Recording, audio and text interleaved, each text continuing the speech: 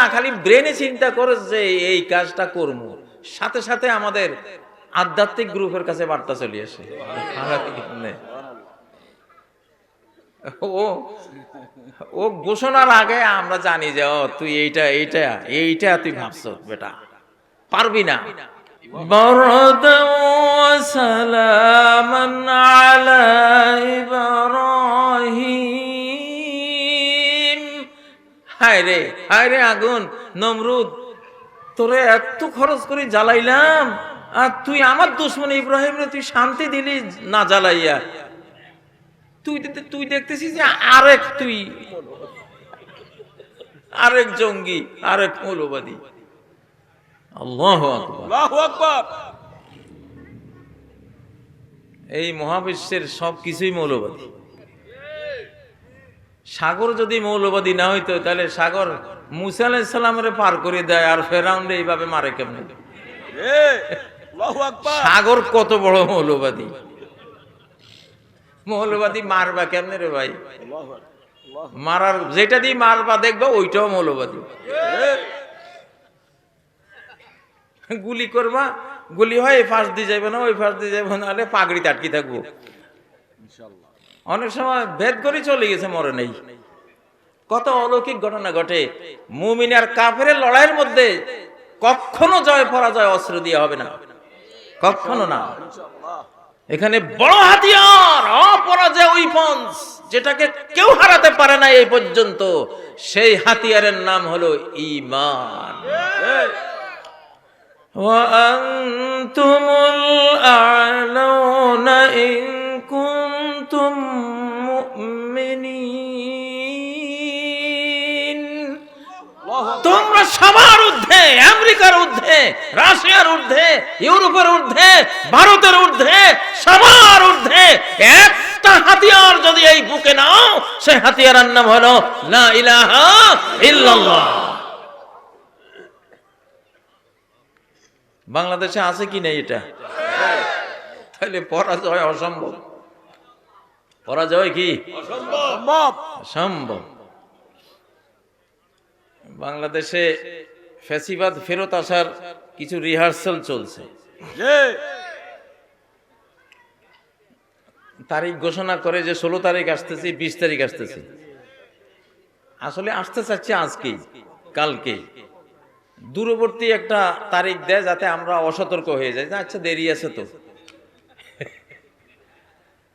কিন্তু এমন এক আধ্যাত্মিক গ্রুপ আমাদের হাতে আছে, তোরা যদি 7 সমুদ্র 13 নদীর ভিতরে ঢুকিয়েও কোনো খালি মুখ দিয়া না, খালি ব্রেনে চিন্তা করে যে এই কাজটা করবো, সাথে সাথে আমাদের আধ্যাত্মিক গ্রুপের কাছে বার্তা চলে আসে।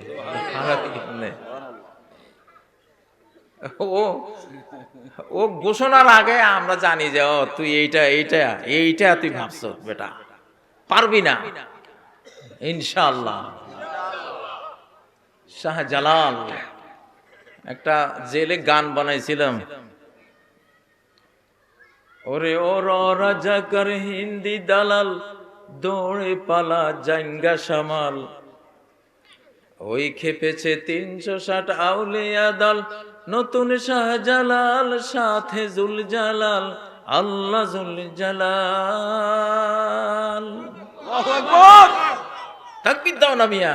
নারায়ে তাকবীর, আল কোরআনের আলো সংসদে জ্বালো, মনে প্রাণে আলো। ভাই আমার একটা কাজীর দরবার আছে, একটা কাজীর দরবার ঘোষণা দিয়েছিলেন। কাজীর দরবার মানে হলো ইসলামিক বিচারকের এজলাস, ইসলামিক বিচারকের চেম্বার। এটারে আগের যুগে এটাকে বলতো কি কাজীর দরবার। আমার এখন ইচ্ছা হয় মোহাম্মদ আলী জিন্না আর বঙ্গবন্ধুর মরণোত্তর বিচার করা। এরা কেন কোরআনের কথা বলে, মোহাম্মদ আলী জিন্না কোরআনের কথা বলে এই মানচিত্র অর্জন করে, কদরের রাত 27 রমজান এই মানচিত্র ঘোষিত হয়েছে 47-এর 14 আগস্ট। দিনটা, রাতটা ছিল কদরের রাত। এত বড় মহিমান্বিত একটা মানচিত্রে বলেছিল যে দিছি যাওয়ার কনস্টিটিউশন, তে গাদ্দার মুনাফেক এটা পালন কেন করলি না? আপনারা একটা মামলা করেন তো দেখি, আমি বিচার করব মোহাম্মদ আলী জিন্নাহর মরণোত্তর বিচার। তুমি কেন এই কোরআন দিয়া শাসন করবে বলে সেই ওয়াদা রব্বুল আলামিনের সাথে তুমি খেলাপ করেছো? তোমার বিচার হওয়া উচিত। তোমার গাদ্দারির কারণে ৭১ লক্ষ লক্ষ মানুষের প্রাণ গিয়েছে। আমার বাংলাদেশ হলো কোত্থেকে ভারতের টয়লেটের পচা গলা কিনা কয় সমাজতন্ত্র, তারপরে ওই যে সেকুলারিজম, ধর্মনিরপেক্ষতাবাদ, তাই না? এগুলি এনে আমাদের জাতির উপরে ফেলে ৫৩ বছর আমরা মরেছি, খুন হয়েছি, ফাঁসিতে ঝুলেছি, দেশান্তরিত হয়েছি, কারারুদ্ধ হয়েছি, গুম হয়েছি, লাঞ্ছিত হয়েছি। সবকিছুর মূল কারণ একটাই, এই কোরআনের কথা বলে এনে সেই জায়গায় বসিয়ে দিয়েছে শয়তান আর শয়তানের সংবিধান। এই পাপের সাজা আইয়ুব থেকে হাসিনা পর্যন্ত সবাই পেয়েছে।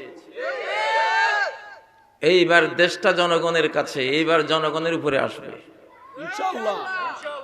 জনগণ যদি এবার কোরআন ছাড়া একটা ভোট যদি কোরআনের বক্স ছাড়া অন্য কোন বক্সে যায়, তার উপরে যে কি গজব আর আযাব লানত আসবে, এইটা আল্লাহ গফুর রহিম ছাড়া কেউ জানে না, জানে না।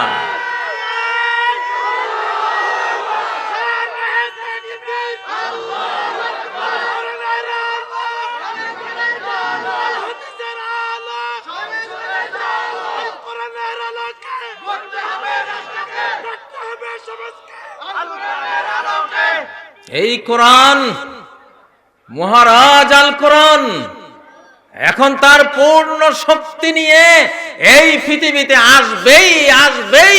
পারলে তোরা ফিরাস, দেখি তোদের কত শক্তি আমরা দেখব, দেখার জন্য অপেক্ষায় আছি। ফান্তাযিরু ইন্না মুনতাযিরুন,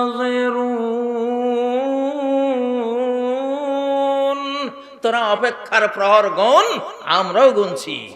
আমরা দেখব এইবার আলেমের বিরুদ্ধে কে দাঁড়াস, কোরআনের বিরুদ্ধে কে কথা বলার সাহস দেখাস, তার পরিণতিটা দেখার একটা শখ আছে, আগ্রহ আছে আমাদের। তার পরিণতি আমরা দেখে নেব ইনশাআল্লাহ। শাহজালালের হাতিয়ার, শাহজালালের হাতিয়ার, নারায়ে তাকবীর, আল্লাহু আকবার। কোরআনহীন এই বেঈমানি, এই ধর্মত্যাগী কর্মকাণ্ডের কারণে, এদের বিচার না হওয়ার কারণে এরা এখন আবার লেজ লড়াচ্ছে। এরা এখন থাকতো ফাঁসির রশিতে ঝুলন্ত অবস্থায়, ঠিক নয় কি? তাহলে জীবনে আর এই শয়তানির নাম নিত না। ও ভাইয়েরা, আমাদেরকে এটা বুঝতে হবে, এই বাংলাদেশ চারদিকে শত্রু, শুধু আকাশের দুয়ারটা খোলা, আকাশের দুয়ার খোলা। যদি আকাশের মালিক তিনি সাথে আছেন ইনশাআল্লাহ, আমি আমার অসীম একটা সাহস ভিতরে কাজ করে, কারণ আমি রব্বুল আলামিনকে আমার শিশুকালে বন্ধু বানিয়ে রেখেছি। আমার শক্তির এই জন্য কোনো সীমা রেখা নাই, আমার সাহসের কোনো ইয়ত্তা নাই, কোনো বর্ডার নাই যে এই পর্যন্ত শেষ নাই। আমি ভেতরে এমন একটা সাহস আমি বুঝি, আমরা দুই বন্ধু মিলে গোটা বিশ্বকে এখন কাঁপাই।